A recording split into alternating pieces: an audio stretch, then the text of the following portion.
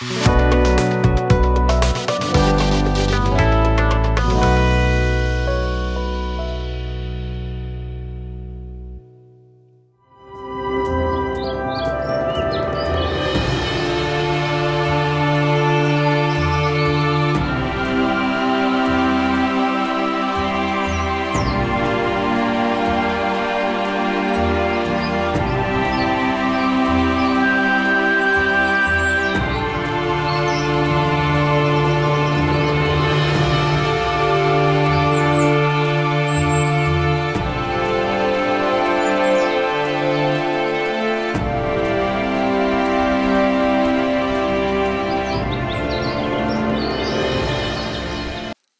जीशु ख्रीष्ट अति बहुमूल्य नाम संपर्क इंडिया द्वारा प्रस्तुत कार्यक्रम नुआ सकाल आशार आज अध्याय मुझे स्वागत जनाए। प्रभु आपण प्रत्येक को बाहुल्य रूपे आशीर्वाद करूँ। आज जो प्रसंग में प्रभु वाक्य आलोचना करवा आलोच्य प्रसंग हूँ निंदार धंदा।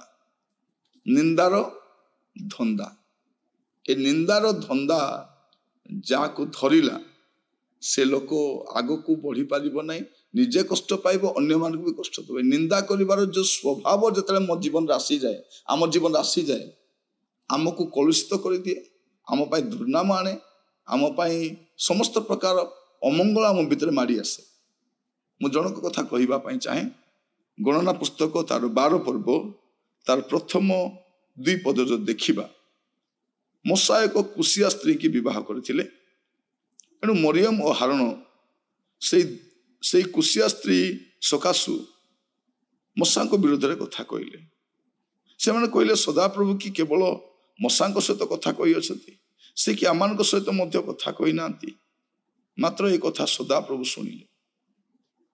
कौन है देखंतु मूसा हारण मरियम 3 भाई भौणी प्रभु समस्त कथा ही। तो एमान भीतर कौन पसला, मूसा कुशिया स्त्री को बाहाई से जहाँ को इच्छा कले बाहा है, से कला हुंतु कि गोरा हुंतु कि बांगरी हुंतु कि केमिति हुंतु से मूसा कथा। किंतु एमान मुंड कथा कौन, निंदा तो करिवार अछि। मरियम सेठी कौन अग्रणी लीडरशिप नौचंती। कौन प्रभु केवल तास्त कथा ही कि भाई आम सहित भी कथा ही, तोस तो कथा ही ना, तत्ते भी कथा है, मत भी कथा है, ए कथा प्रभु भी शुणिले। शुणिला पर कौन होची आपण तले तले देखिए, देखा जाउछि 3 पदरे मूसा पृथ्वीस्थ समस्त लोक अति नम्र लोक थिले। से नम्र लोक ए 2 भाई भौणी अति नम्र। एमान अवस्था कहले न सरे, सांगरे अछंती निजर भाई रो विरुद्ध रे माने जाउछ। तापर कौन हैला आगु जदि देखिबे विचित्र कथा होछि। अनंतर सदाप्रभु अकस्मात मूसा को हारण को मरियम को कहिले, तुम 3 जन बाहर होई समागम तुम निकट आस।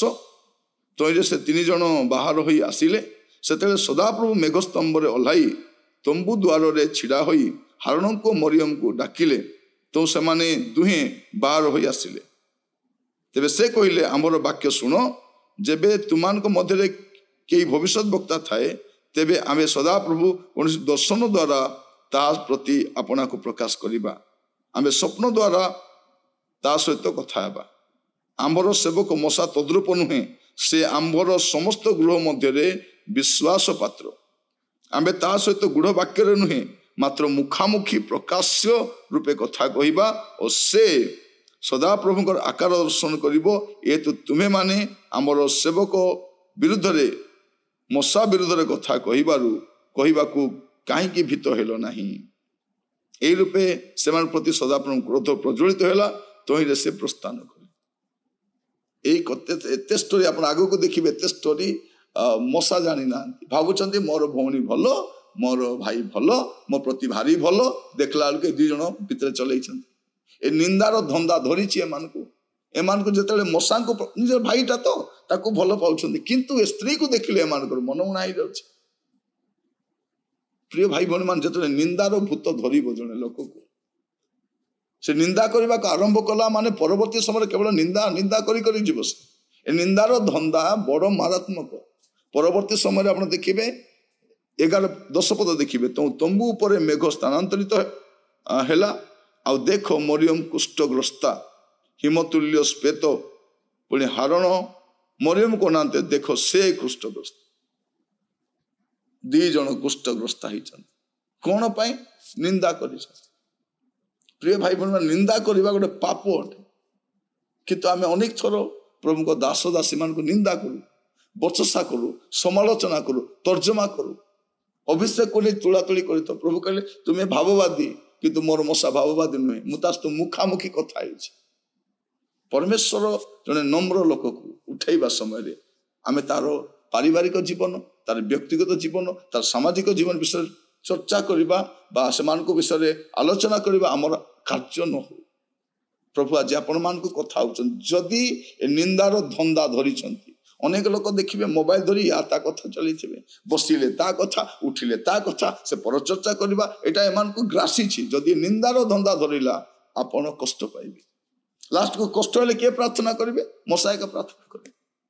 ଯାହାର ବଚସା କରିବୁ, ଯାହାର ସମାଲୋଚନା କରିବୁ, ସେ ପ୍ରାର୍ଥନା କଲେ ଆମେ ସୁସ୍ଥ ହେବୁ। ପ୍ରିୟ ଭାଇ ଭଉଣୀ ମାନେ, ଯଦି ନିନ୍ଦାର ଧନ୍ଦା ଆପଣଙ୍କୁ ବି ଧରିଛି, ସାବଧାନ। ଆଜିର ସମୟରେ କମିଟି ଗୁଡାକ ବସି ପ୍ରଭୁଙ୍କ ଦାସ ମାନଙ୍କୁ ପୁରା ଭଜା ମାଛ ଭଳିଆ ଛାଣି ପକାଇଥାଉଛନ୍ତି। ବିଶ୍ୱାସୀ ମାନେ ଭାବୁଛନ୍ତି କଣ, ଏମାନେ ଆମର ବେତନ ଭୋଗୀ, ଆମର ପଇସା ଖାଇ ଚଳୁଛନ୍ତି। ତ ଏମିତି ଗୋଟେ ପରିସ୍ଥିତି ଆସିଯାଇଛି, ପାଳକ ମାନଙ୍କର ଅବସ୍ଥା କହିଲେ ନ ସରେ। ସେବକ ମାନେ, ଲିଡର୍ସ ମାନେ କେମିତି କରୁଛନ୍ତି ଅନୁଷ୍ଠାନରେ, ସତରେ ତାଙ୍କର ପଇସାରେ ଚଳୁଛି ବୋଲିଲା ଭଳିଆ ପ୍ରଭୁଙ୍କ ଦାସ ମାନଙ୍କୁ ପୁରା ହୀନସ୍ତା କରି ପକାଉଛନ୍ତି। ସେ ବି ପ୍ରଭୁଙ୍କ ଦାସ, ଆପଣ ବି ପ୍ରଭୁଙ୍କ ଦାସ ଅଟନ୍ତି।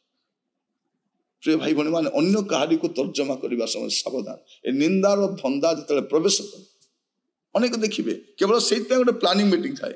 ଆଜି ପାଳକଙ୍କୁ କେମିତି ଆମେ ଟାର୍ଗେଟ କରିବା, ଆଜି ଏ ଦାସକୁ କେମିତି ଆମେ ହଇରାଣ କରିବା, ତାକୁ ଦେଖ କନ୍ଦେଇବା। ଆଜି ମତେ ଜଣେ କହୁଥିଲେ ଥରେ, ଆଜ୍ଞା ପାଳକଙ୍କୁ ଏମିତି ଚାରିଆଡୁ ଘେରିଲୁ, ଆଜ୍ଞା ତାଙ୍କ ପାଟିରୁ କଥା ବାହାରିଲା ନାହିଁ, ସେ ଭଁ ଭଁ କରି କାନ୍ଦିଲେ।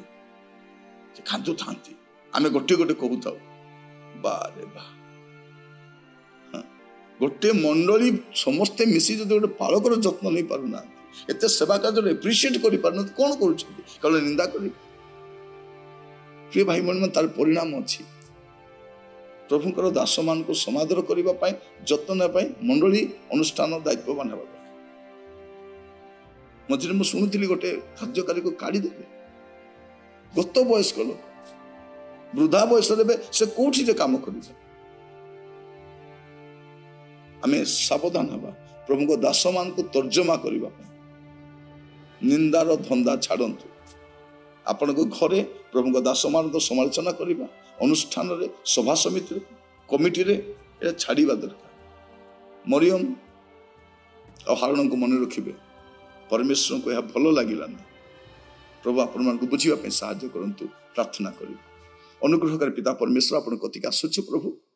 ଆମମାନଙ୍କ ଭିତରେ ଯଦି ଏ ନିନ୍ଦାର ଧନ୍ଦାଟା ପଶିଛି ପ୍ରଭୁ, ତା ପରିତ୍ୟାଗ କରିବା ପାଇଁ ସାହାଯ୍ୟ କର। ଜୀବନ ସଜାଡ଼ିବା ପାଇଁ, ଅବାଟରୁ ଫେରିବା ପାଇଁ, ମନ୍ଦତାରେ ଫେରିବା ପାଇଁ, ଦୁଷ୍ଟତାରେ ଫେରିବା ପାଇଁ ଆମମାନଙ୍କୁ ସାହାଯ୍ୟ କରେ ପ୍ରଭୁ। ଆମମାନଙ୍କ ଯତ୍ନ ନିଅ, ଯେପରି ଆମେ ଆଗାମୀ ସମୟରେ ପ୍ରଭୁ ଆପଣଙ୍କର ଯୋଗ୍ୟ ଜୀବନ କାଟି ପାରିବୁ। ଆପଣଙ୍କ ସାନ୍ନିଧ୍ୟରେ ପ୍ରଭୁ ଆମେ ଆପଣଙ୍କ ଇଚ୍ଛା ସମ୍ମତ ଜୀବନ କାଟି ପାରିବୁ। ଆମମାନଙ୍କୁ ସାହାଯ୍ୟ କର। ଆଦର ମହିମା ଆପଣଙ୍କର ହଉ। ମୁଁ ଯା ମାଗି ନେଇ ଦ୍ୱାରେ ଦାନ କରନ୍ତୁ। ପ୍ରତ୍ୟେକଙ୍କୁ ଯତ୍ନ ନିଅନ୍ତୁ ପ୍ରଭୁ। ଯଦି ଭୁଲ ବଶତଃ ପ୍ରଭୁ ଆପଣଙ୍କ ଦାସମାନଙ୍କ ବିରୁଦ୍ଧରେ କୌଣସି କଥାବାର୍ତ୍ତା କରିଛି ପ୍ରଭୁ, ଆପଣ କ୍ଷମା କରନ୍ତୁ, ଦୟା କରନ୍ତୁ। ପ୍ରାର୍ଥନା ଶୁଣିଥିବାର ଧନ୍ୟବାଦ। ଆଦର ମହିମା ଆପଣଙ୍କୁ ଦେଇ ପ୍ରାର୍ଥନା ମୋର ପ୍ରାଣର ପ୍ରିୟ ଯୀଶୁଙ୍କ ନାମରେ ମାଗିଲି, ଆମେନ୍। ପ୍ରଭୁ ଆପଣମାନଙ୍କୁ ପ୍ରତ୍ୟେକଙ୍କୁ ଆଶୀର୍ବାଦ କରନ୍ତୁ। ପ୍ରଭୁ ଅନୁଗ୍ରହ କଲେ ଆସନ୍ତାକାଲି ନୂଆ ଅଧ୍ୟାୟରେ ଜଡ଼ିତ ହେବା। ବିଦାୟ ଦିଅନ୍ତୁ। ନମସ୍କାର।